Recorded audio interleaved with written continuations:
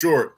If they got, some younger guys that's moving towards that veteran status and they really don't understand the concept of winning, if you will, then I'm going to go with Trey Lance because they can develop and go through those hurdles and those aches and pains together. But like Steve said, Debo is going to play a big part in this, and Trey Lance, he's going to play a big part in whether he continues to start or whether he gets benched. And we're going to know that around week 5 to week 8 when he starts to hit, when that wall gets closer, that proverbial wall that you hit, on a 17, 15 week, grind. So. Well, good points. And Jeremy, I know we're talking about individuals here. It's a little early. We handed out the crown. Nobody's even really been in camp yet. And everybody just about had a cheeseburger there, a cup of coffee. And now we got, we're giving starting reports. Think it might be a little bit presumptuous because nobody's been smacked. Nobody's been in camp yet. And really, the only thing they've really done is unpack their bags. Maybe got their sock drawer lined up. They just got in the dorm room. They're just getting settled in. You're right. Exactly. Nothing's happened today. But not having those signings, it's big. It's really big. Well, and I was going to ask Jeremy, we'll get into this more about how fantasy works in that, but how does that reflect upon if you're drafting? I mean, how you guys draft, if a guy's potentially sitting out, what do you do in that situation? I mean, what are your thoughts? So, beware on a player who excuse me, who may or may not be, holding out. A guy like Debo is arguably probably one of the top 3 or 4 receivers in the league. But in the dynamics of fantasy, he's probably a second, third round pick, probably 3rd or 4th more so. But the longer we go into this training camp and exhibition season and he holds out, you definitely want to consider that, because the last thing you want to do is take the guy, in the 2nd or 3rd round, and he's a guy who's not even going to play for the first, month or 6 weeks or whatever the case may be. You definitely want to hit a home run on those, 1st, 2nd, 3rd, 4th round picks when it comes to fantasy. Well, I was just curious because, like I say, again, we'll get into more detail on this, but can one actually be out of fantasy after the 1st or 2nd or 3rd week even? I mean, if you look at that, can a guy really be out say, boy, man, my first 3 weeks were terrible. I don't even know if I have a chance to get back in this thing. Oh, no, not at all. I would say usually a fantasy, because your fans are playing this fantasy football within the 17-week regular season. So your playoffs and your Super Bowl, your fantasy bowl, those have to be done.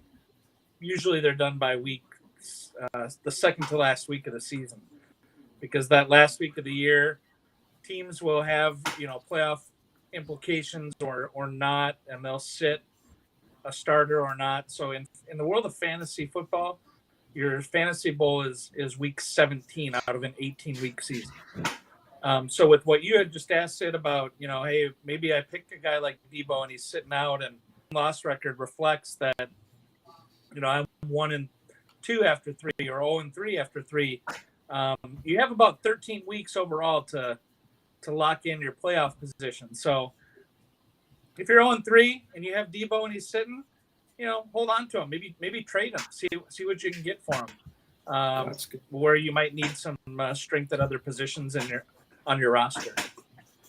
Good point. How would it affect it if he did get traded? What if they traded DK Metcalf or Debo now? If they did that while they're in camp, how does that change the fantasy? So the dynamics of fantasy football when you're drafting individual players. You're getting points on what they score if they do get traded, by all means, and you have that player, and he goes to, let's say Debo were to end up in a Rams uniform in a 5 receiver set. Obviously, where they're throwing the ball a lot more, he might get more opportunities, so his stock might rise. He might get sent to a cellar dweller, and when you get halfway through the season and people are dinged up and you're already looking at, I don't think we're going to, some guys check out too. So it's really just kind of a hit or miss type of thing. But you definitely want to pay attention to depth charts for teams. So, if a player goes from one to another, someone's got to step up into that role. You mentioned, in San Francisco, if Garoppolo's not the quarterback, you got Trey Lance. But what if they trade Jimmy and they go with Trey and Trey gets injured? Who knows who the third string quarterback is in San Fran right now? Anyone? No. Fantasy, you'll know who that guy is if that scenario pans out. Did you say Frank Gore? Heck yeah, I said Frank Gore. Oh. Well, first and foremost, my third string quarterback, I'm handing the ball off. Jerry, your comment on Debo going to LA, that's going to get the GM shot if he got it. If Debo Well, ain't gonna happen. It was a hypothetical. hypothetical, Steve. So, I know, hey guys, but yeah, it's kind of crazy. But I just know that would not And go. Julio Jones. What about Julio heading to Tampa? You just took and beat me on the punch because I was going to say, guys, the rich get richer is what I was going to say on that, Rev. So, what do we say on that, gentlemen? Mr. Brady's got Jones there now, and like I said, it's just they keep getting better. I mean, I'm looking at that potential. Listen, you talking about a Ferrari with a bad head gasket on it, man. What do you mean? Come on, man. Instead of Ferrari with a bad head gasket. Well, if you're talking about my F1 Hey, Ferrari team, they haven't had any luck lately. So, Man, I'm telling Hey, he stays That That healthy. is breaking news. right there, Adam Schefter talking If he about stays him. healthy, So, I'm terrified of him. I wouldn't want no part of him. Because Man, that's I all he said, ever needed was that extra one-man threat. That's he's a Ferrari with a bad head Is he still gasket got- or a Ferrari with a bad set of tires on it. However you want to call it. At some point, that tire's gonna let go, or that oil's gonna get down in the spark plugs, and that sucker's gonna start. Come on. I mean, I hate to say it, Would is the what engine it just is. shake? Yeah, What? that's like Yeah. the check He engine light stayed just hurt. I flashes. see that. all right. So we Well, know I will all say- what we go ahead, Jerry. I know what Book's thoughts are on him right now, but let's hear your thoughts from a fantasy perspective. I sat back and listened to you guys, and I know there's a lot of high hopes for Julio in Tampa. Obviously, Tom Brady, the GOAT, enough said. But I'll say this: as a guy who had Julio last year, when he was at Tennessee, he missed a lot of time last year. He's not a spring chicken. I'm not saying that the skills aren't there. I'm not saying he won't be a red zone threat. He will, because he's that type of athlete. As he's definitely put up some really good numbers. But in Tampa, they have lost Gronkowski, so you have a little bit of some tight end identity there. They do utilize the tight end quite a bit. So Cameron Brate, they also signed former Viking Kyle Rudolph within the last week. So a couple balls to go that way. But Mike Evans, Chris Godwin, and the guy that I really like in Tampa is Russell Gage. Breakout season playing for the Atlanta Falcons last year. Hold on, let me write that down. There you I'm a go. newbie. I gotta take these. It's like looking at the racing form. I gotta get the tips when I can get them. I had no these are free idea nuggets. that Pick they them up. had Rudolph. Get your pen Yeah, and I paper. Rudolph I to seen me that was the a other day. sleeper. Rudolph was a sleeper. Nobody really checked on him because the Vikings just were struggling. But Rudolph is a sleeper, man. He's a really good tight end. He's underrated, so he'll fit into Brady's scheme perfect. So that's I mean, he's a mirror of Gronkowski. He's the exact mirror of Gronkowski. Same size, same height, same body type. Just not as animated. Hey, gentlemen, let's take a quick break, Steve. We take a quick break, we had a commercial break, come back, and I got another comment on somebody we're talking about some money's possibly coming to him, and then it's delve a little more detail into the novice in me with Jeremy here about this fantasy stuff, because I got to be schooled here. That's why I'm taking notes. I got my pen and my notepad here. I'm listening to the man there taking his pointers. So let's take a quick break, come back, please. Spartan Global Network, a platform that will provide various types of useful lifestyle products and services that will help people in need. Spartan Global Network, in conjunction with Affinity Consumer Alliance, presents an online subscription-based platform that's bundle inclusive, based on level selection. Spartan Global Network provides access to unique insurance coverages for you and your family.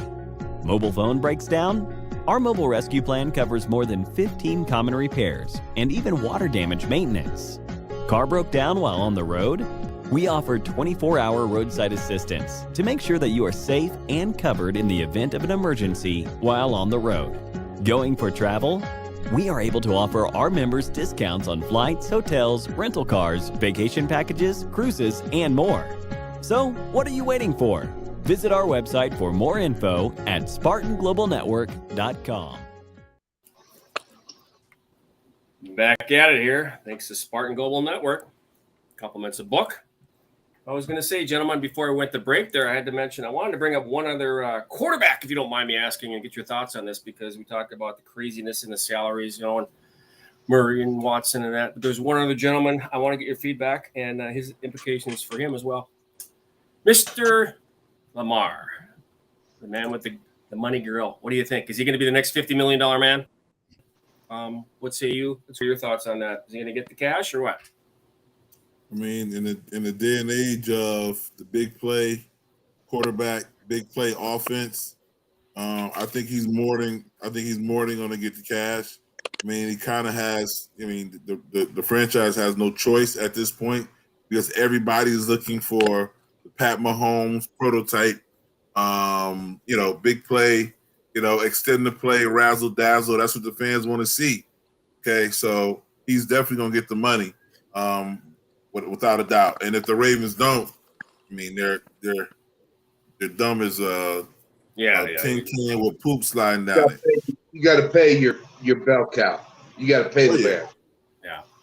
I mean, right there, it says right there, highest win percentage of quarterbacks drafted since it's 18 with 20 start. Right there, top. You know what's surprising is he's higher than Josh Allen. Yeah. So, and Tua is right there too, Baker and Kyler. But I'm telling you what, man, the guy is phenomenal. I mean, I would love to have him with, at the helm for my team. But Sid, Kyler Murray. What's that book? I said the Kyler Murray signing is a snapshot of what Steve always talks about as far as that Vegas money. I mean, a franchise can't afford to take a chance on a frying pan that might be lukewarm. They know that Kyler Murray, they already know what they're dealing with and, what the potential may be versus not finding that talent for another 5 to 10 years. And I wouldn't take that chance either. I mean, he's electrifying enough. Granted, if he has enough help, i.e. Hopkins, if he has enough help to do what needs to be done, then he's what they paid for. Or he has the percentages are higher for him to be what they paid for versus. But I think we'll see all of the quarterbacks that are worth a darn.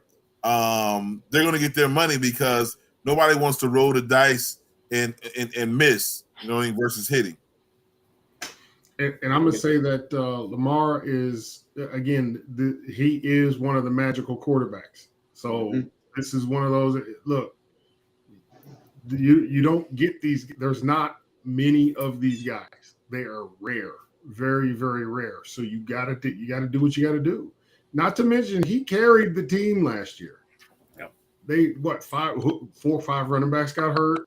What do you mean last year? What do you mean last year, Steve? Well, yeah, since he's been there. Carried it every year.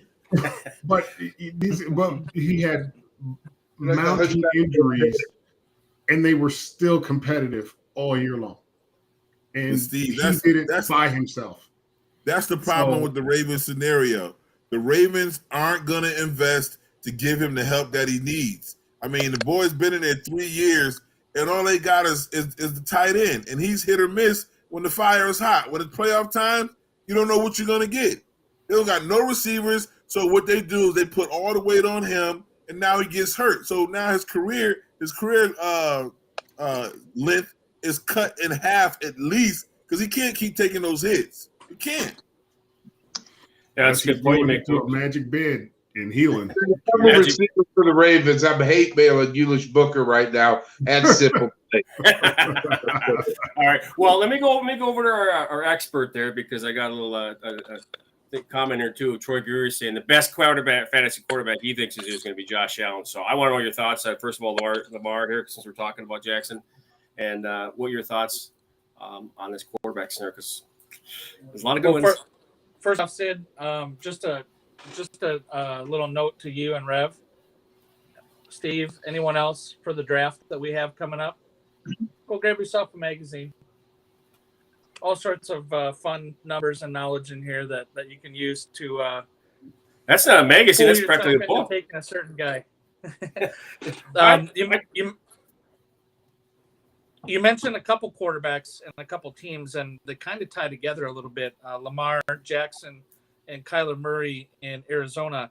You mentioned no receivers in Baltimore. Rashad Bateman, who was a rookie last year, Minnesota Gopher standout. Yeah. He's projected to be their number one receiver as of right now, largely in part because Baltimore had Marquise Hollywood Brown take some good money to go to Arizona to team up with Kyler and DeAndre Hopkins and others. But Lamar Jackson, the one thing that I will go on record as saying, a key to a fantasy league, if you ask me in my opinion, just a nugget I'll drop on you guys, get a quarterback that is a running threat. And I don't mean I'm going to run the ball 18 times or a Lamar Jackson type, but a Josh Allen, a Mahomes, these guys who are fantasy relevant in the rushing game and sneakily getting you those rushing touchdowns as a quarterback. I mean, that's how you can really take over a week, is have one guy kind of take the lead and win a game for you. But Lamar Jackson, he's going to get his money. He is a stud. I wish we could all, as fans, see what he could be possible of doing with a team that has, of the Vikings receiving core or a more balanced rushing passing game. You mentioned the injuries coming back. We also have Gus Edwards coming back. So hopefully they'll take some of that running game heat off of the Ravens offensive coordinator, but they're really asking Lamar to go out and do a lot. And in my opinion, I'm a little hesitant to have him be my fantasy guy for the year just because of an injury. If you pick a guy like him and he goes down because of high, you find out that the waiver wire is not too kind to you come week 8 when you're trying to find a quarterback to win you a fantasy game. So that's my thoughts on Baltimore. Well, they got a good backup with Troy Headley is his name. Is that his name? Tyler Huntley. Huntley. He did. He's a good Lamar lookalike. I was going to say he cloned. They ran the same type of offense. He was at, the two quarterbacks are comparable to one another. Obviously, Lamar is hands down way better, way more talented. But Huntley did able to run as well. So, like I said, if you can find a fantasy quarterback, no knock against guys like Cousins and things like that. But when you get a running threat who can give you 4 or 5 carries, 30, 40 yards and a sneaky touchdown here or there, that's where it's at. I got a headache. I got a headache for your fantasy league. What if Baltimore got Deebo Samuels? That ain't gonna happen. That's a what if. It's a nice what if, but it ain't gonna happen, buddy. Mike Vick just smiled in the universe when Jeremy said, "Go find yourself a running quarterback." Yes, sir. So now, guys, if you don't mind, I'm a novice to this. So, I mean, if we can get into some of the, what we can look at as far as how does this all work, some of the leagues we talked about it, gentlemen. Let's just kind of spoon feed somebody like me, maybe some people watching on there that don't really know about fantasy. So, what are some of the basic things as far as leagues, how it typically works, the keepers, all that stuff that just on a dummy down level because, hey, I'm a dummy guy. Keep it simple. Stupid Sid is what we're going to use it. Okay, can we use that analogy? Hey, Jeremy, before you jump in, I think the rule number one of this Fight Club should be that we, don't trust our opponents to be getting information, right? Because we're all going to be playing each other. Right. Now go. Yeah. Yeah. Just forget what I said about those sleepers that I told you to put the star by earlier. Those are guys that I actually wanted you to take because I don't want them. No, I'm just kidding. The fantasy league in general, there's a lot of variations to it. We here at the Simple Playz, as a staff, combined with another podcast that's out there, the Gary Stein Stevens Show. As a conglomerate group, we're gonna have a draft, and we're gonna teach you novices. I'll take you under my wing. I'll give you some advice. I'll give you some stats and give you some numbers. But at the end of the day, it's really just about having fun. The type of league we're going to be having is just a traditional league with traditional point scoring. We're not reinventing the wheel or anything like that. We're going to keep it pretty simple for you. So we'll have a snake draft.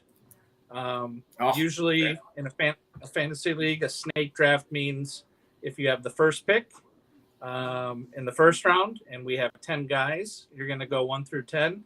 And then you're going to go second round 10 through 1, and then vice versa, and you're going to keep doing that all the way through. I believe we have 14 roster spots that we'll draft. There are limits on, you can't just draft all quarterbacks and hoard them all. You got to put together a full lineup. So what does a full lineup consist of? Each week you're going to start a starting quarterback. You'll also have we'll have two receivers, a tight end, a kicker, and a defense. So, if you look at that and you get all the numbers there, I think we're at like 9 starting positions. You got some bench spots. That's where you can put your guys when they're on a bye week. But you other than the roster that you have, there's a waiver wire. So each week, you can pick up the breakout guy who no one has heard of that rushes for 2 touchdowns week 1, and everyone gets excited about him. Great, let's go pick him up. Drop a player accordingly. So the leagues are formed a variety of different places, but most popular ESPN.com, Yahoo.com, CBSSports.com. There, when you do sign up for a fantasy league, your commissioner is going to set a draft day. I believe ours is Monday, the 28th of August. For all of you, might want to write that date down. Check back after the 28th and just see how our draft went. But after the draft on the 28th, your divisions are kind of set up randomly. Your schedule is set up randomly. Everyone gets to play each other, once or twice during the regular season. And at the end of like a 13-week regular season, the playoff tree or playoff brackets are created. And then you just kind of go out from there, battling it out one-on-one until the championship is claimed, like I said, 1 week before the end of the regular season. So that's kind of the framework of fantasy. Well, when you draft the players, you put them in your lineups, and then, those are the guys you're rooting for to put up yardage and touchdowns. And, if you have a defense, you're looking for sacks and interceptions and fumble recoveries. Someday, to the relevance of the O-line and D-line, they'll get their respect as individuals. But I know that currently, fantasy, it's really about the skill positions, your quarterbacks, your receivers, tight end. You got to give a little love to the kickers. Their makes and misses not only hurt their NFL teams, but their fantasy owners as well when a big field goal is missed. So, that's just kind of the background of fantasy and how it works. And you just kind of battle head to head. Gives you a little bit of extra reason to watch that Sunday night game that you normally wouldn't watch, or the 3:00 game. So many of us are football fans through and through, but we all started usually just following one team, the hometown team or what have you. But this is a way for you to kind of pay attention to more of the league. And it's really fun to play with friends, coworkers, family members. But things can still get crazy, and there's a lot of trash talk out there, too. And that's what I was going to say. Two things. First of all, Troy is saying he's calling his victory right now. So you heard that first here on this podcast. So we'll see about that, Mr. Gary. We'll see about that. And secondly, you said for fun. I know it's going to be fun, but there's competitiveness. I don't care. If I can beat Book and I can beat Steve, and especially Rev, I'm happy. I'm playing to win, even though I know what I'm doing. So I knew there was a catch. I'm gonna end up buying somebody something on this show. Okay. At least if I don't have to get any tattoos anyplace, I'm fine. Yeah. Hey. Hey. Speaking it into existence, you don't know what's going to happen. Years down it was just might come to relevance. I believe it's in the universe now. We should probably come back on that. I don't know.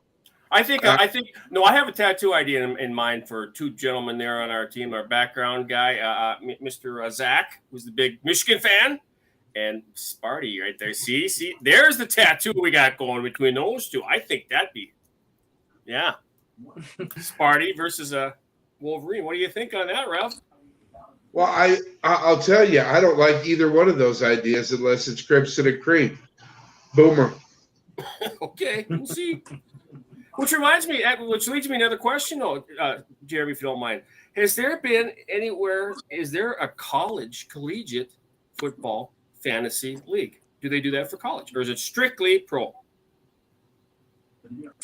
I would say for a long time, and when I say that, like fantasy football started in I want to say a guy by the name of Danny Sheridan was one, but here in Minnesota, Paul Charchian, a lot of people know Charch, the godfather of fantasy. He's definitely meant a lot for the national exposure of the game, and he's done a lot of great things. But I will say this, up in, I don't know, the last 10 years or so, to answer your question, Sid, about college specifically, the daily fantasy, so your FanDuels and your DraftKings, that's where you can go to get your college football fantasy fix. And they're usually given like a fictitious bankroll to sign your players, and the studs are worth more than your sleepers. Okay. So you can but to answer your question, you can play fantasy college looking at like the daily stuff. I don't think I know of any fantasy leagues on the regular that would mirror what like we're doing here on the Simple Playz with a 10-person league. Okay, well, I was just curious about that. My headset here is falling off a little bit, but speaking of the college stuff, because we can have our own NIL money thing since you have to have money involved. It's like NIL, so why not get maybe do a little something on the side for college? So yes, there is NCAA fantasy. I like where your head's at. Yeah. Troy says there is NCAA fantasy. Very good to know. And we'll talk about some NIL dollars here, too, in our NIL talk in the second half after the Will segment. So I'm going to kind of kick back. I want to throw it if you guys get any questions about this. No, I kind of got my 2 cents in because, I'm the novice. I don't know about book, but, you guys have any other comments on this? I'm a novice, too. I don't know enough about fantasy myself, but my fantasy would be to have Lamar and Debo on the same team. So that's the way you could do it on fantasy, sounds like to me. So then your numbers will be fantastic and you'll be in paradise. Yeah. Got that running quarterback, and you got and Debo, like you just had a very unique breakout season combining a running back and a receiver. There's been a couple guys that have done that very occasionally, or plug and play type of guys. But this past season, to watch Cordero Patterson specifically at the beginning of the year really kind of emerge out of the backfield catching balls, and it did create a little controversy. I'll mention this: a guy like Taysom, the backup in New Orleans, who ironically makes more money as a backup quarterback than the entire rosters of all the WNBA teams combined. I don't know if you guys knew that. Well, that's Yeah, but interesting. Take the WNBA salaries, put them all together, Wow. and you got Taysom Hill, and he makes more money than all of them. But That's true. That goes back to Rev's I comment do about digress. good gig. That's okay. But here's the question by Zach. He's asking, I say, in the first round, would you take any other? Do you draft any other position besides a QB? I mean, you take your top-notch running back, or what are your? Yeah, as a general rule, you really want to lean on your running backs early as number of touches. So, like for the newcomers to fantasy and understanding how it works, a running back who runs for 10 yards, they get 1 point per 10 yards rushing. A receiver who catches a ball for 10 yards gets 1 point for catching the ball, and then we'll also get 1 point per 10 yards. So when you look at opportunities and who has the most touches, the running back used to just own the league. I mean, when it came to 1,000-yard rushers, it was, the norm. And now you get the running back by committees, which takes away a little bit from the individual performances cumulative, but quarterbacks who throw the ball, 25 yards, that's 1 point. So, and then you get points for scoring touchdowns and things like that. But to Zach's question, I would say running back first. Yep. There's probably a good 8 of them that are solid that you can count on as long as it doesn't happen. Then go stud wide receivers and then stud quarterbacks. So Makes sense. I would say, me personally, I'd hold off on a quarterback. When it comes to fantasy and it's, your team against my team, you want to have that separation. So, like, let's say I have a Travis Kelce as my tight end, and, you have, let's throw a name out here, Cole Kmet from the Bears. You get a little bit of separation in points if you have Kelce or Cole Kmet. I mean, Kelsey's going to have a dozen or more targets a game, more opportunity.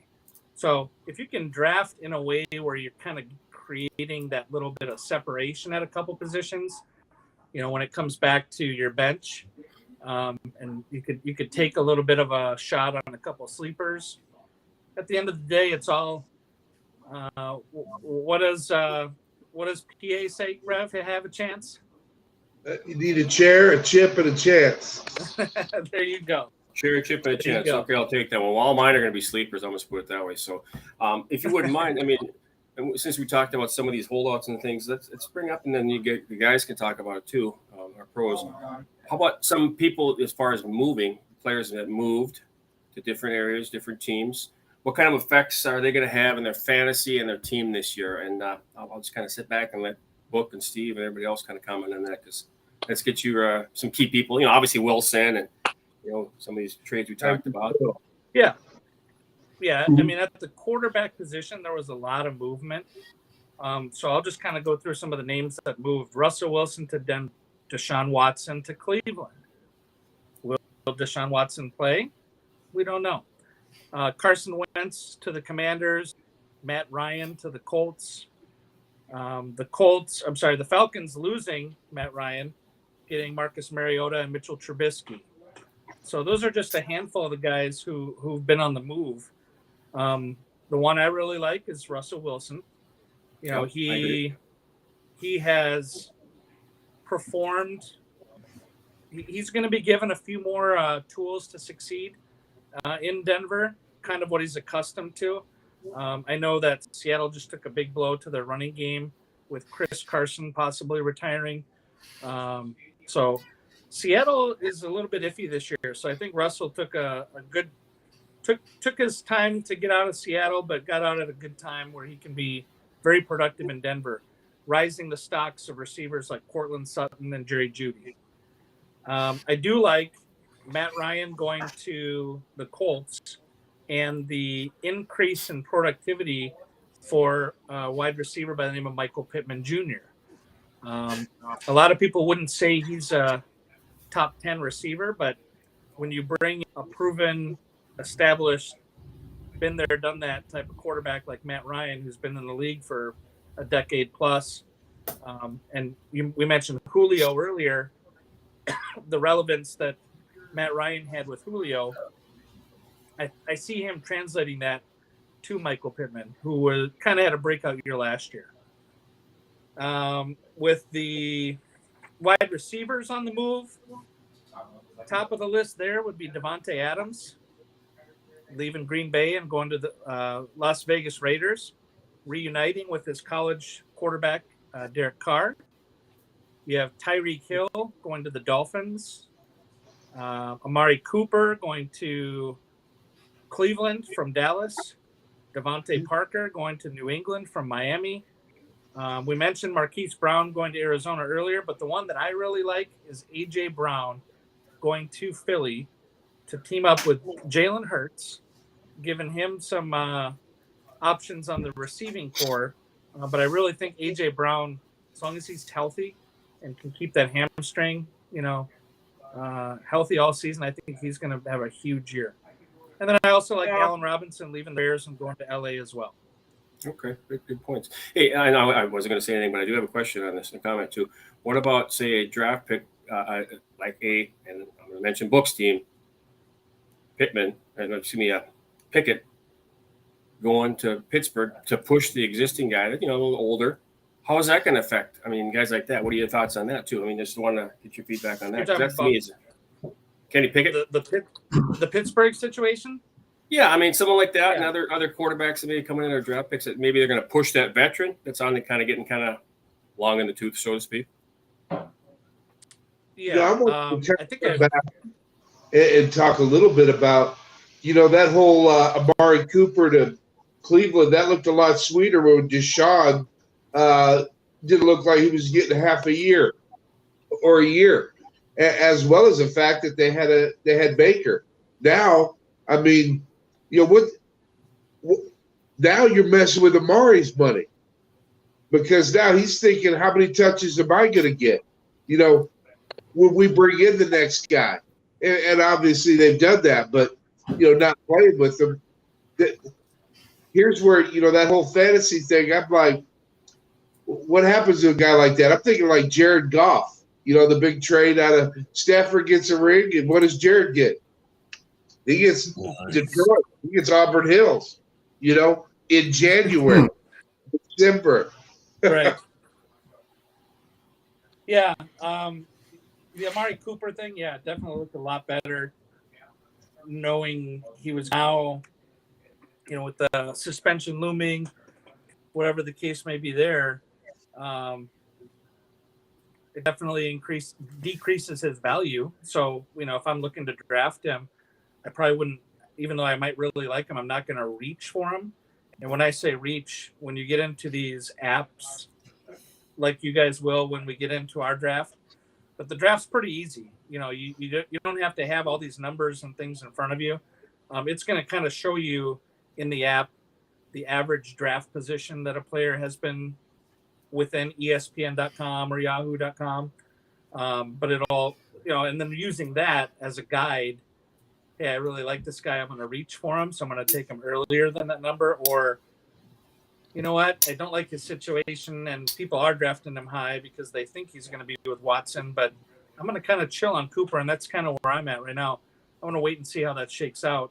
Maybe see if I can create separation at a tight end instead of getting a guy like Amari Cooper.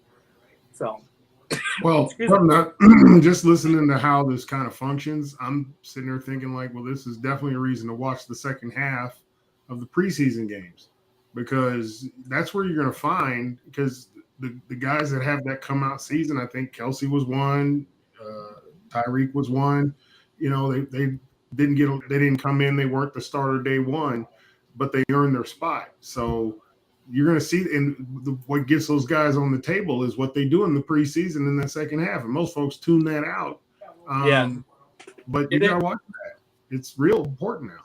It is. And to kind of elaborate, I believe our league is 10 guys. So, there'll be some depth on the waiver wire, some meat still on the bones where you can swap out guys. But to your point, and how you mentioned, if I was to play in a 16-person league or even more, you can imagine how thin these positions get. And that's where that comes into play even more. Is like, that then you look at, okay, well, this team throws the ball a lot percentage-wise. So who's their third receiver better than, the second receiver in Carolina or for the Jets? Not picking on those guys, but traditionally they're my go-tos when it comes to struggling offense. So, but yeah, and then Sid, you mentioned Pickett. Yeah. My whole thing with a rookie quarterback, I understand what you're saying and being pushed. He's got a lot on his. I think the last thing he's thinking about, or what fans are thinking about with him, is what's he going to do fantasy-wise? I mean, he's got to learn the playbook. He's got to earn the respect and command the huddle and things like that. Right. And he wasn't a consensus number one guy that you can't miss on. So last time I heard, he had small hands. Yeah, well, I think he's been up to what Book has to say, though. He wants to be there. Book keeps talking about the team he wants to play for, a system. I mean, he stayed home basically, so I think he's going to do well. But that's just my personal opinion.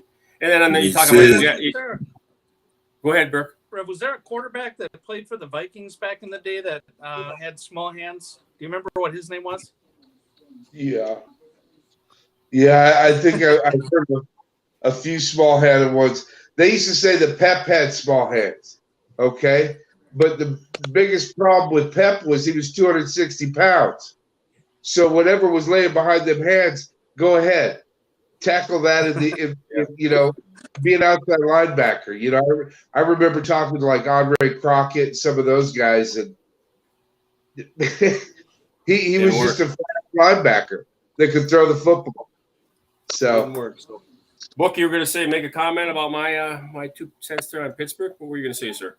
Yeah, I mean, in the beginning, I was like really, really, really, really, really, really suspect on the Mitchell Trubisky thing. But as I do the research and as I talk to fellow Steeler fans, you can't forget Trubisky took Chicago Bears to the playoffs twice, and they are about as purgatory as you get. You got the Jets, and then you got the Bears. Like they're all in the same neighborhood. They're like next door neighbors. So going into a system like Pittsburgh, I think Trubisky could end up leaving Pickett holding the clipboard a little longer than anticipated. Yeah. No, that's a good point. And plus, like you say, the one thing, he did do pretty well there one season there. But he's got something to prove. And Pittsburgh is not Chicago. So you might be surprised. So you might be another sleeper there, Jeremy. You never know. Maybe the crazy guy here, Sid, may pick him. You never know. Hey, even the guru gets them wrong every once in a while. But let me grab my pen here and paper, and I'll write this name down, and we'll circle back on Mr. Kenny Pickett. Okay. I think Trubisky's going to be just like Alex Smith. I think he's going to hold the fort. He's not going to make too many mistakes, and just becomes a football manager so that Pickett's able to grow. But I don't see Trubisky being the lifelong guy, because they'll just figure him out. He's a good quarterback. I'm not going to say he's bad, but he's not. The Bears, Steve. He was with the Bears. Yeah, that's like you said, being in purgatory, being a quarterback for the Bears. Because how many have they got? With the Bears. Yep. He's going from shit to sugar with the receiving core at Pittsburgh. You know what I'm saying? different analogy, but okay. You heard it from Book, so. Yeah, I really like Deontay Johnson, Chase Claypool. I know they drafted a couple younger guys that we'll see. George Pickens being one of them. So we'll see. We'll see who can emerge as that 3 or 4 guy. But Pittsburgh's usually got a team that's always got depth at their skill positions. So, when And not to mention, they're talking about running Najee Harris 500 times. Oh, yeah. And that's we didn't wanna Pittsburgh's let old the school cat way out of the doing bag things, with too, Mr. now. Harris. Yep. Mr. Harris is definitely one to be reckoned with, and he catches the ball out of the backfield too. So, maybe he's not running it 500 times, but maybe he's getting close to 500 touches. Well, all I know, gentlemen, is there's a lot of homework to be done. It's going to be interesting, and I know one last comment here that someone is saying, Troy, Mr. Fantasy, he's picking Breece Hall as the running back for the Jets. Going to be the Fantasy Rookie of the Year, Fantasy Rookie Player of the Year. So just FYI, again, you heard it here first. So, well, we should be taking a break here, guys. I know Jeremy.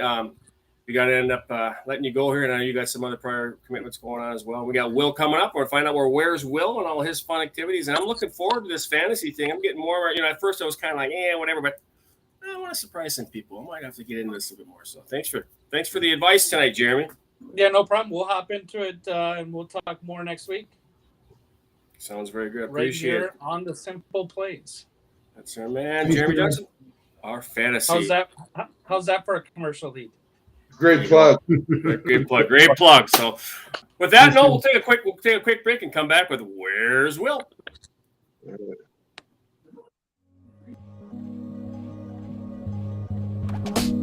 Sweat. Caught in the relentless duel between staying active and struggling to stay fresh, we searched for a better alternative. The Swag Rag provides the perfect solution to sweat stains and embarrassing perspiration by revolutionizing the way we battle sweat.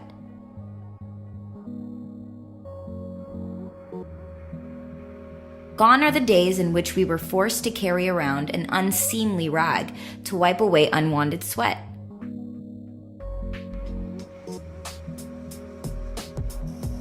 By introducing fashion-forward thinking to the world of wet resistance, we have created a smarter way to stay dry. The Swag Rag is made in America with hand-selected fabrics designed to be gentle on the skin but tough on sweat.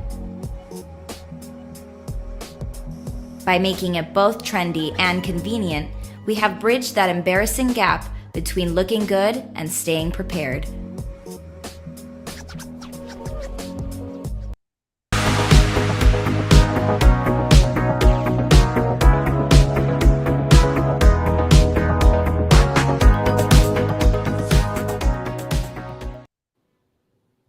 And we are back with Where's Will. And before I go into Where's Will, I tell you what, I'm sure some training camps could use some of them swag rags right now with this heat out there. So, Will, what do we got going?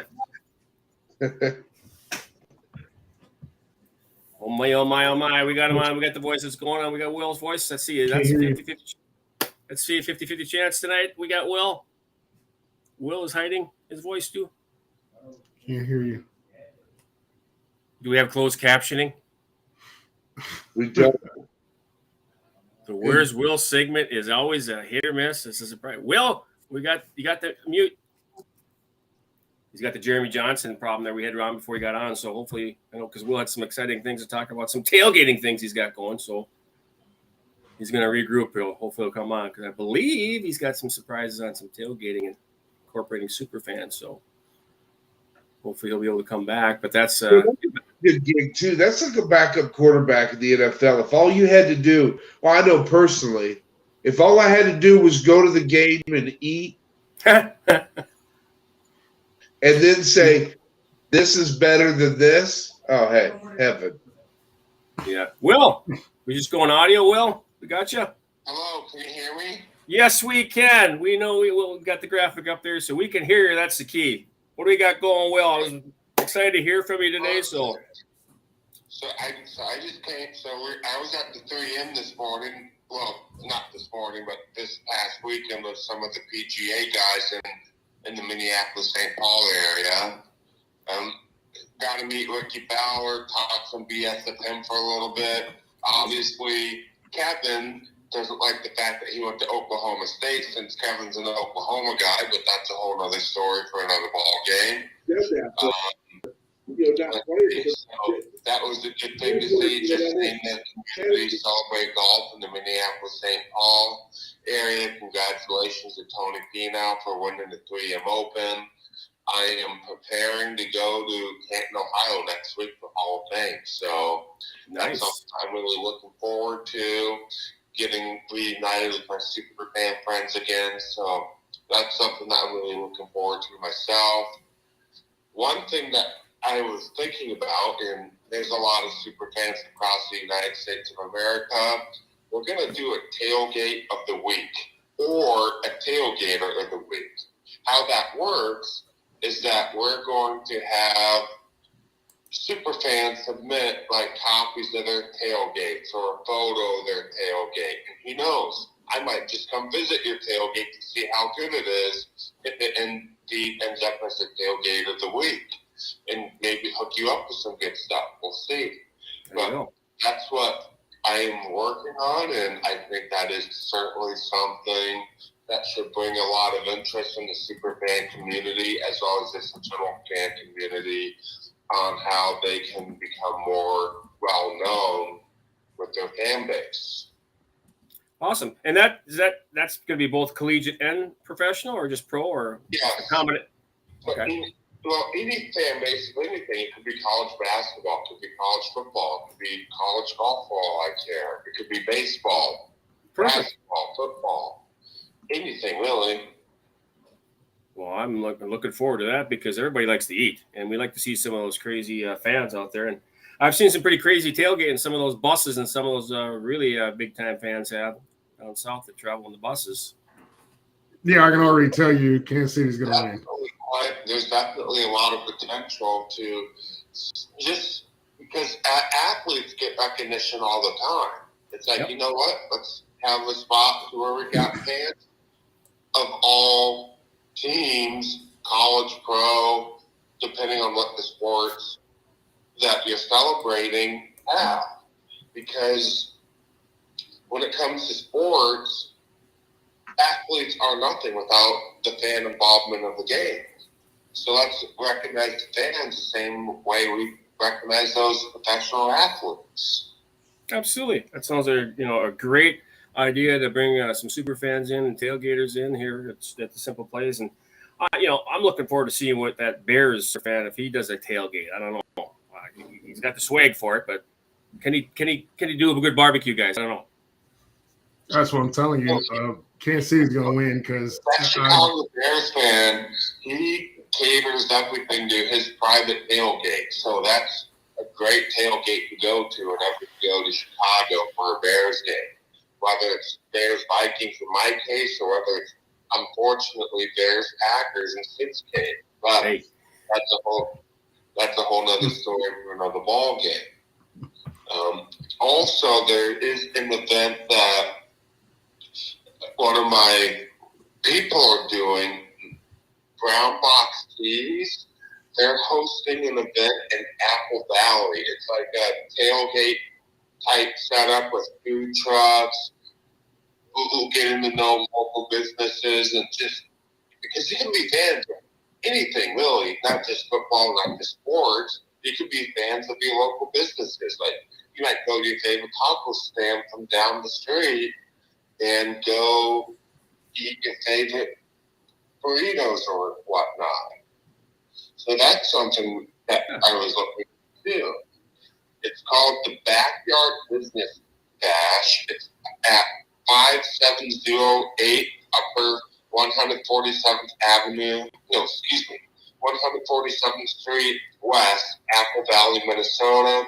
Saturday, August 6th, 2022, starting at 10 a.m. and going until 4. Support your local businesses. Be a fan of small business too. You can be one of small businesses. Yeah, that's key. You want to get back to the small businesses in each community. So awesome to hear about that. And I'm sure, like you said, Steve mentioned in KC, there's plenty of guys that are going to be doing that, supporting their business, buying their supplies to make their own food instead of having it catered in. right, Steve? They don't think you're catering. I'm telling you, I done so many barbecue startups starting Arrowhead parking lot. So I'm just saying, Right. Kansas City's gonna win. There's All right. barbecue's just good. Well, Arrowhead tailgating is probably top 3 in the National Football League. I'm saying It's number one. Other I'll tailgates help you. are It's number one. not better. For example, the tailgate Warriors of the Arizona Cardinals, they're top notch. The Nutsack tailgaters in Houston, they're top notch. well, one thing I know we're gonna wind down here too. They're top notch.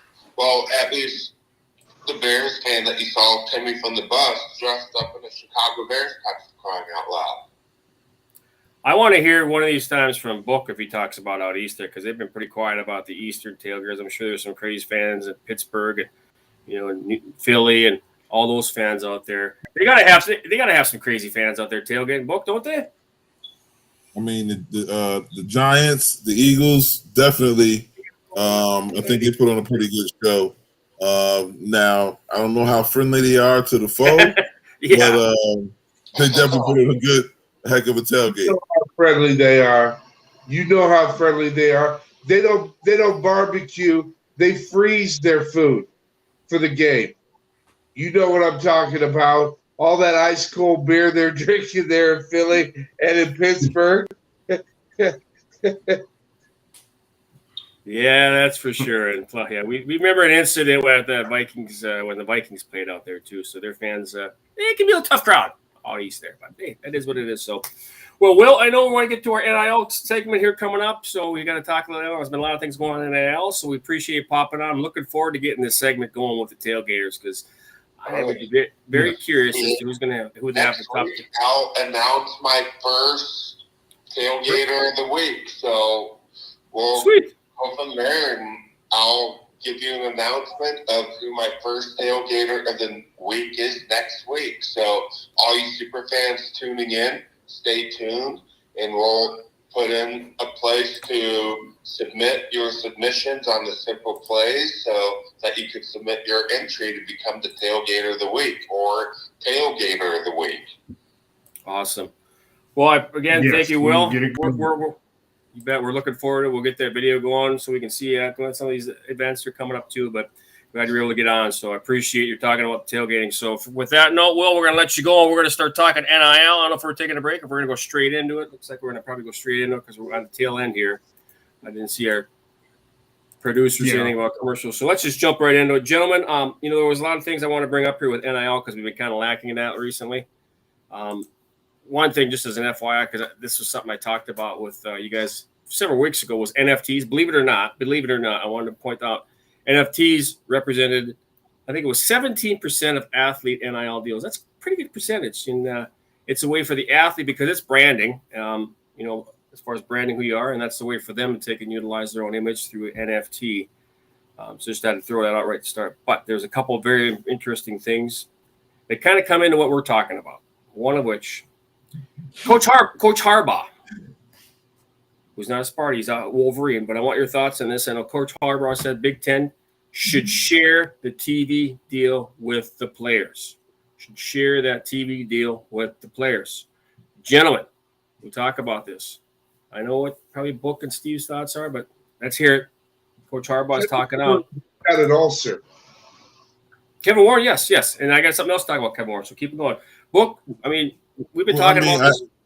I think that's the player side of him. Also, I think that's as much as I don't want to give kudos, that's brilliant on his behalf. Yeah. That's brilliant on his behalf from a standpoint of recruiting. You want to be if I'm a college coach, I want to be the first guy talking about CBA player compensation. Screw this NIL stuff. I want to talk about giving guys the real money. And it takes some gravitas for him to step out there and start having that conversation. Because if you're talking about giving players TV deal money, we ain't talking about no $25,000 a year. That's for darn sure. No, not at all. When we're talking $1 billion, probably maybe went up a little bit with the addition of USC and UCLA. It may even up that number a little bit, at least 20-25%. You never know. That number could go even more. So, I'm with you on that. Steve, you want to take you back there? Or just pretty much agree with what Book has to say. I mean, first of all, I played with Jimmy Wayne, Harbaugh when I was in Indy, toughest quarterback I ever played with. So I give him the kudos because he's always been that. That's why he's, in my opinion, a good coach, because he's always been more of a player's coach because he knows what his upbringing was. But it's a no-brainer. That's the best way to do it. You get it's the same thing the NFL got. The NFL properties deal is where all the money's distributed to the players. Players get they're supposed to get 71% of the NFL properties money. And I remember back when Upshaw was preaching about redoing the CBA. Jerry Jones came to Upshaw and said, "Hey, you gotta do something about these salaries." And Upshaw was like, "What do you want me to do?" He's like, "Well, these guys, I got to pay so much to get a running back. I got to pay so much to get a quarterback." And Upshaw was like, "Well, that's on you." It's like we're just the CBA just says 71%.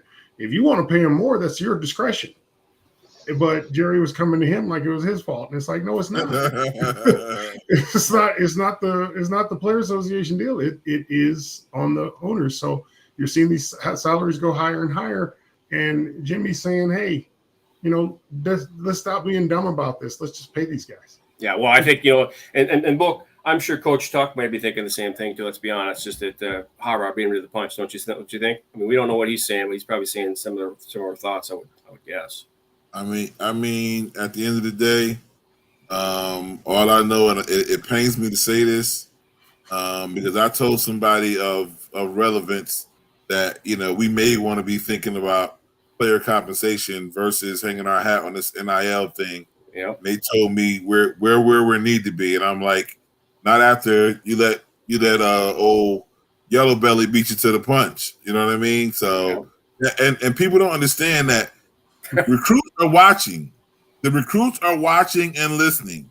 Okay, so at the end of the day, they're hanging on every little word, and if they're worth a darn, their handlers, that's a big statement for him to say, "Hey, listen, let's just pay these guys. Let's quit beating around the bush. Let's take control of the scenario versus letting this NIL thing and this collective thing kind of dominate, this whole compensation piece." So at the end of the day, once again, kudos to him. Yeah, and you know what, Book? I don't know if you saw it. Our producer's probably going to clip that too, just so you know. Hey, guys, I got to spin off of that. I'm going to spin off. There's two things I want to bring up because they kind of go hand in hand. And one thing is, and speaking of this, I was listening to an interview on Rich Eisen, Nicole Auerbach, and she mentioned Big Ten commissioner. Mr. Warren, he thinks that the federal government needs to step in and lay some ground rules about NIL. That's from Nicole Auerbach on the Rich Eisen show. That was Kevin Warren saying that. Now, that's the second thing is on the on 3 NIL, they had a very interesting. They had some survey. They surveyed, I think it was 85 of the top 200 recruits. Top 5-star, whatever they were. And I made a note of a couple little items here, and I don't think everybody was telling the truth. I think some of them said they were not, but they said 30% of the top recruits are open to taking an NIL deal over going to the perfect fit. So I'm going to take the money versus going to school where I think I'm a better fit or could possibly win. And I'm guessing that not everybody answered that honestly. And they also said 31% had been contacted by a collective. Again, I think that's probably more, but that's what the two numbers that came into my mind that made me think, okay, 30% of these guys are saying that they would take the money, but I know it's probably more like 50-50 or more. And I think that article even references that too, that's saying, I don't think you're being honest. But that was what the comments that they said. So on those two things, I think those are some pretty big talking points. I mean, first of all, the Kevin Warren topic on legislation. Gentlemen, what are your thoughts on that? Here they come. Here they come. A little too late, but they're coming. And they're going to start trying to lay some track now figured out how they can, in many ways, get back some of the reins of this wild Mustano. Guess what? I got news for Kevin. This is the problem.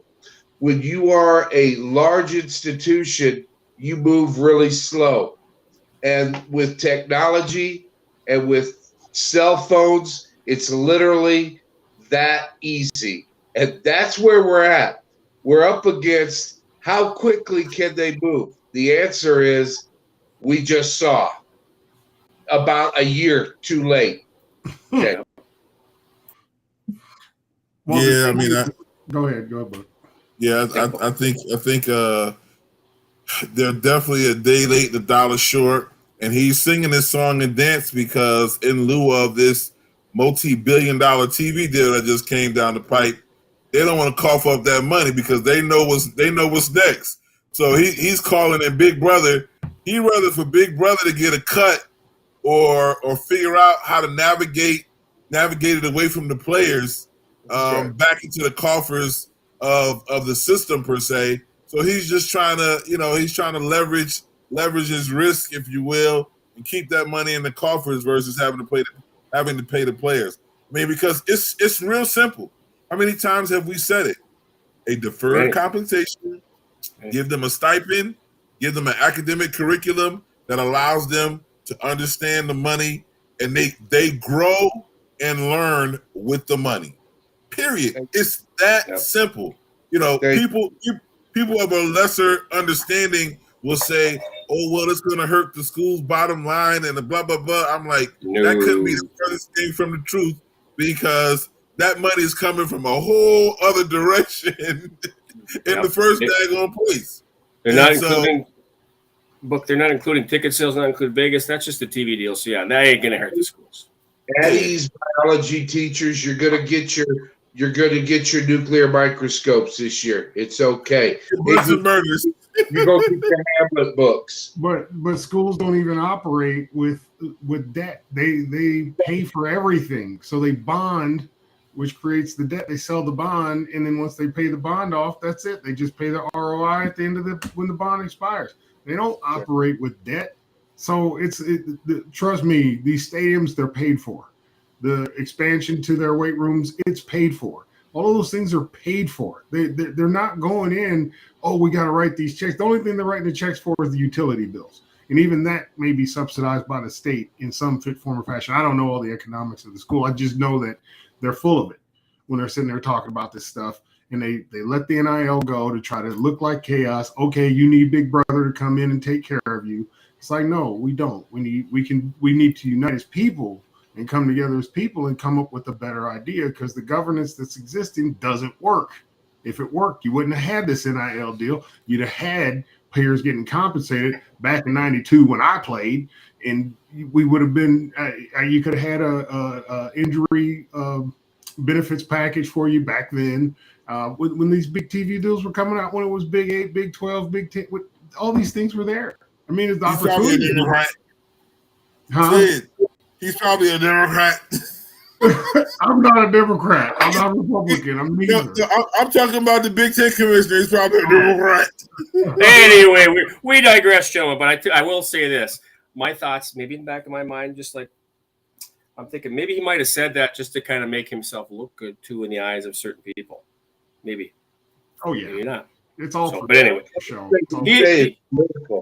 as well as they don't say.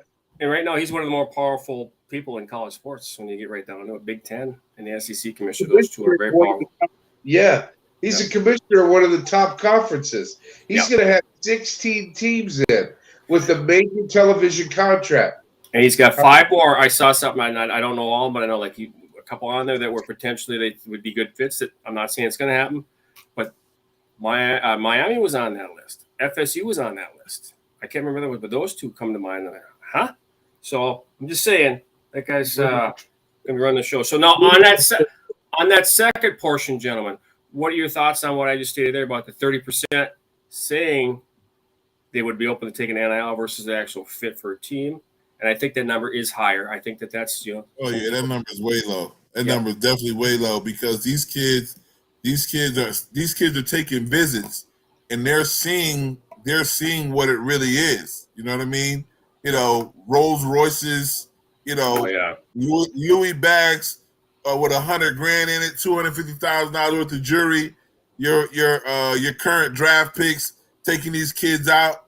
Come on now. I mean, the coach's Rolls Royce, who shall remain nameless, black on the outside, red interior.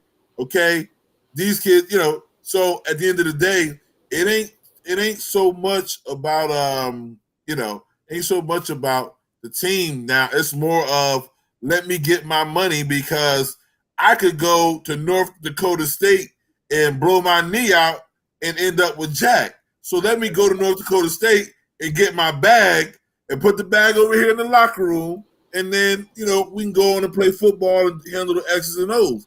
But, hey, the players, I commend them for wanting to mitigate their risk because we all know it's not a matter of if, it's just a matter of when it's going to happen. Because you're going to get hurt. It's going to happen. And one way or the other. And we all know the small. Your career is going to end. It's just what day. And you have to play every day like your career is going to end today. Because the one thing on and off the field. I tell my kids all the time, you got to have no regrets. You want to walk away knowing you gave it everything you got and you got as much out of the game as you possibly could get. So it's a no-brainer. Yeah, I'm sorry.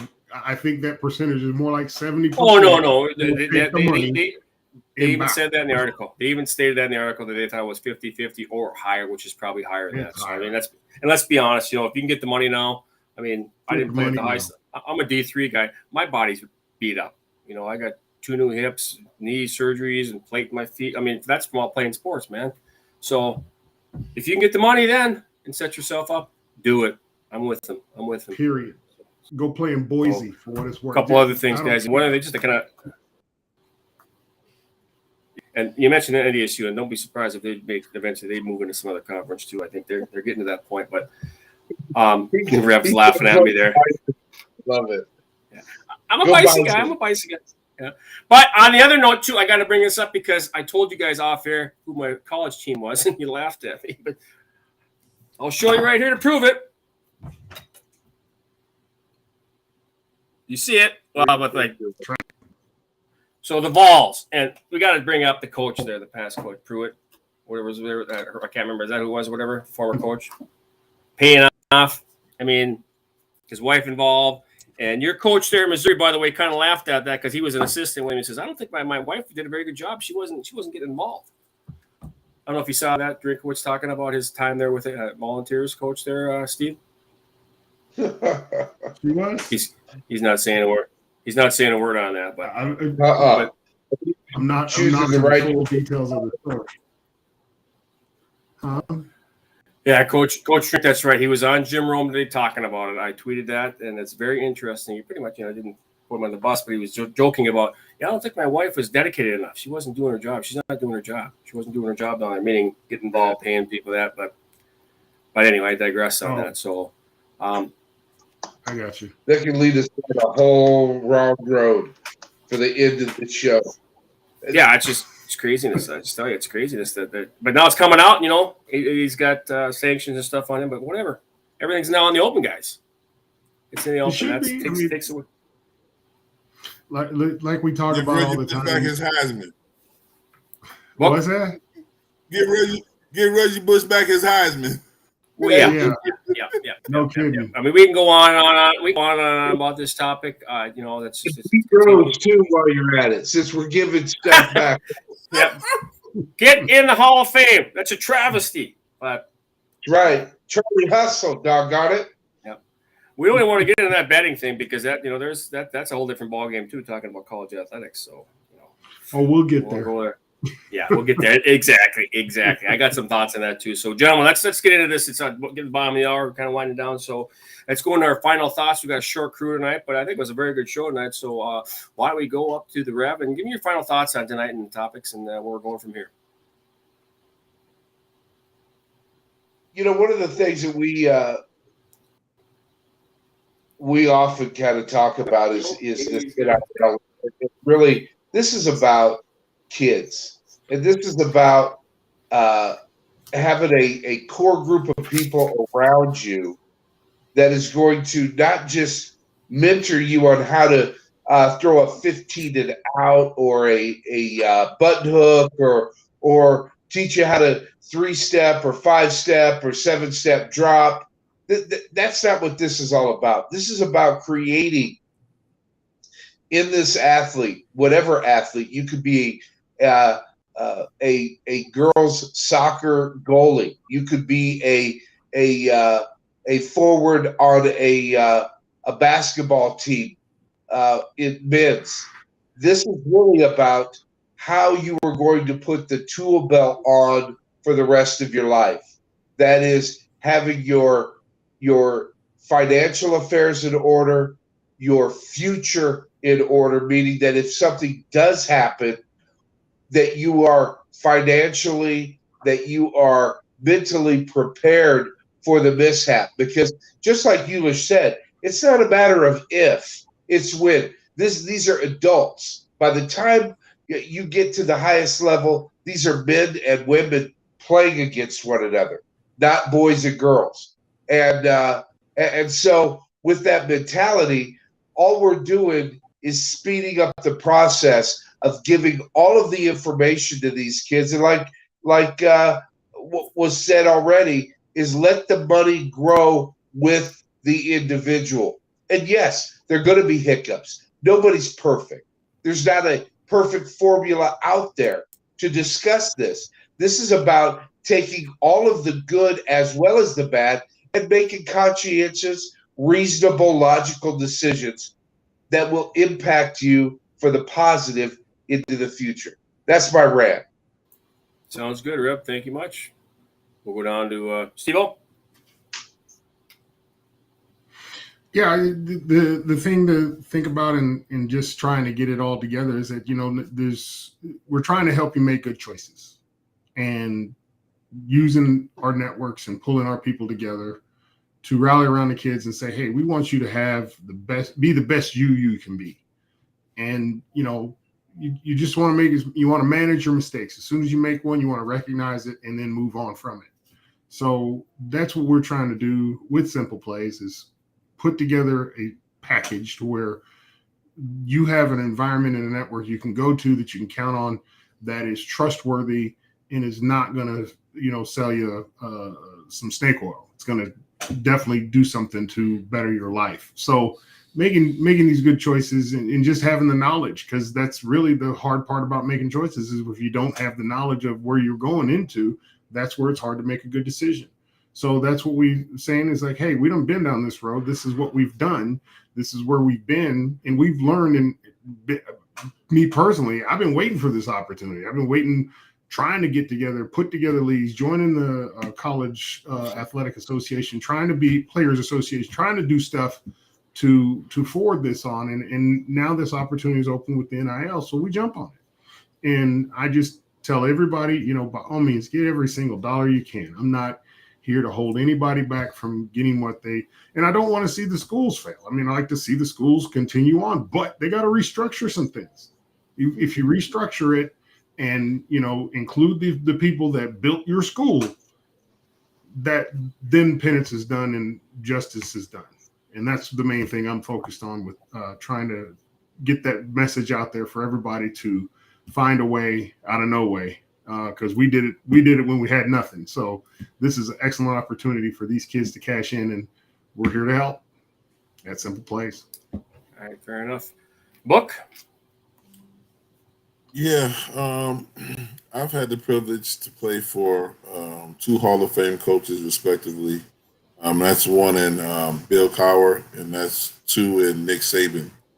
And one of the best takeaways that I've taken or will take away from those experiences is this: those guys don't know everything, but what they do is they go find the guys that do know everything and that are the best at what they do. And here at the Simple Playz, we kind of like to think that we're shrewd and savvy and knowledgeable in the areas and the things of NIL and player compensation. And as Steve alluded to, I just think that across the board, these organizations and colleges and the power players and the power brokers need to figure out that there is no I in team, and that the rabbit officially has the gun now. And the rabbit may consider putting the gun on the table versus having it pointed back at at the universities. And so let's stop knick-knack paddywhacking, and let's come to some real negotiations and figure out a way to take care of these players, because ultimately that's where it gets down to. Let's help them help themselves versus having to fight it out and waste time and create news headlines, et cetera, et cetera. Let's come up with a system that makes sense as far as compensation, whether it's deferred, et cetera, et cetera. There is a way to get it done. And it grinds my gears when you hear the power brokers, cry and say, "Oh, we don't know what to do. Let's bring the federal government in to help and figure out." Well, where was the federal government all these years that you were taking advantage of these kids, making hundreds of millions and billions of dollars? They weren't nowhere around then. You knew how to do it then, but now you don't know how to give it out, decipher it, and make it fair. Baloney. Let's cut the crap and let's figure out a way. And I think, as the guy up the road has just stated, as far as the TV deal thing, in our podcast, Simple Playz, we really gotta keep beating that drum. And I think that needs to be the focal, or one of the focal points of what we do, because it's going to catch on fire. It's going to catch on like wildfire after a while as it pertains to player compensation. Watch what I tell you, because the NIL thing, it's gonna waver out. It's gonna waver out, because at the end of the day, the real money is in that TV money. The real money is in that Vegas money. And the only way we get there as a collective and as a unit is you got to talk about player compensation. So I'll hang my hat on that. Great show. Long live player compensation. Well, Book, I agree with you on that. There's some passionate comments there. And you mentioned the rabbit with the gun. I just automatically Elmer Fudd popped into my head. I'm sorry. So, kill the rabbit. Kill the rabbit. Ain't gonna happen. Ain't gonna happen. Anyway, so it was a little different show tonight, guys. We didn't have a guest tonight, but I think it was a great show because we brought in something a little bit fun. We're going to take and have a little fun with it this year with the NFL and the fantasy. So I want to thank Jeremy about that coming on, and some comments from Troy and Will talking about players and stuff. So that's going to be a fun year with regards to that. I do want to make one comment too on Brian. Brian wasn't here tonight. Our thoughts out to his wife and that. I hope everything goes smoothly there. So congratulations on the upcoming birth. And he'll be back sometime in the future. So prayers and thoughts out to him and his wife tonight. Coming up next week, I want to make sure just to point out, we got to have him try to double check too. Next week, I believe on the calendar, we had Raekwon and Freddie on. And just to confirm, with last week, we had a little issue there. So we're going to hopefully get them on next week. The King of NIL, Mr. Raekwon, we're looking forward to hear from him. So that is key to get somebody that's in the know what's going on. He'll be back with us next week. And Coach, what's that? Coach Hansen will be as well. Okay. So that's a good night. I think I said very good comments. Lots of things came up and some interesting things with NIL in our segment. And I'm excited for where things are going. Like I said, there's always bumps in the roads. It's a work in progress, just like the NIL is. And player compensation, it doesn't happen overnight. We're going to get there. So, guys, I want to thank everyone that watched here tonight, and thank the guy in the background, Zach, who is clipping up books. So you might see a clipper book or two in the future. Book, I'm going to say, I'm looking forward to seeing that clip on Mr. Harbaugh. So anyway, that was my highlight of the night, gentlemen. For coming from a Sparty, complimenting a Wolverine coach. You got it. It was a compliment. Well, yeah. Yeah, it's true. So, but anybody, the truth is the truth. It is the truth. It is the truth. So we know others are thinking it as well. So he's just the one that beat everybody else to the punch. So, guys, great job tonight. For all of you who are watching out there and watching on the replay, so long.